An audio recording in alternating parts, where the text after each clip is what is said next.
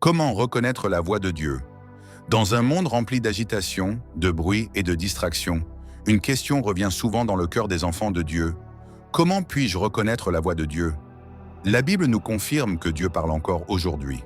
Il parle à ceux qui se mettent à l'écoute, à ceux qui cherchent sa présence, à ceux qui désirent marcher dans sa volonté. Mais sa voix n'est pas toujours tonitruante. Parfois, elle est subtile.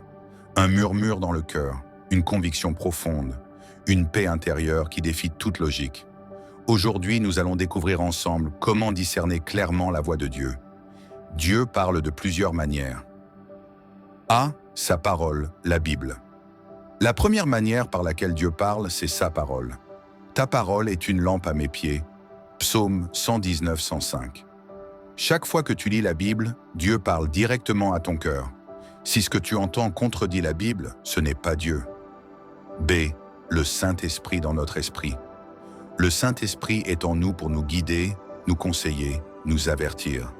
Il met dans notre cœur des convictions, des avertissements, des directions claires. Quand l'Esprit de vérité sera venu, il vous conduira dans toute la vérité. Jean 16, 13. C. Par la paix intérieure. La voix de Dieu apporte la paix, même quand elle corrige. Dieu ne crie pas dans le chaos. Sa voix calme, éclaire et rassure. Si tu ressens confusion, pression ou agitation, ce n'est pas la voix de Dieu.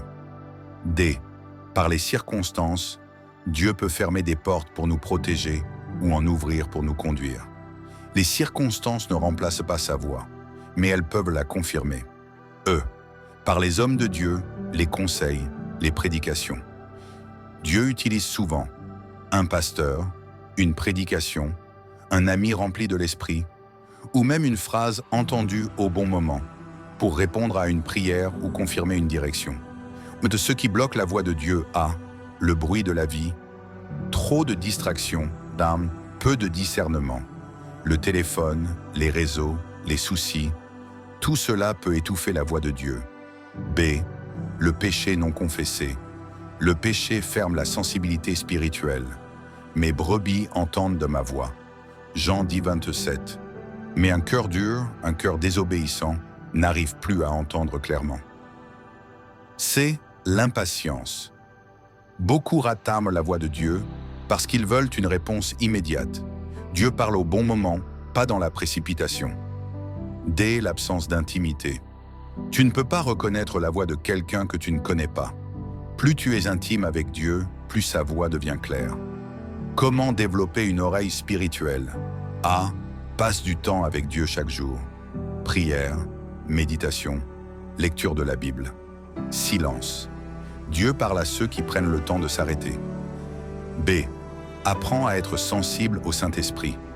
Demande chaque jour, Saint-Esprit, parle-moi, je veux t'écouter. Reconnais sa présence dans les petites choses. C. Obéis à ce que Dieu t'a déjà dit. Plus tu obéis, plus sa voix devient claire. L'obéissance augmente le volume de la voix de Dieu. D. Tiens un journal spirituel. Note ce que tu crois avoir entendu, les versets reçus, les confirmations, les prières exaucées. Cela te permet de reconnaître comment Dieu te parle. E. Entoure-toi de personnes spirituelles.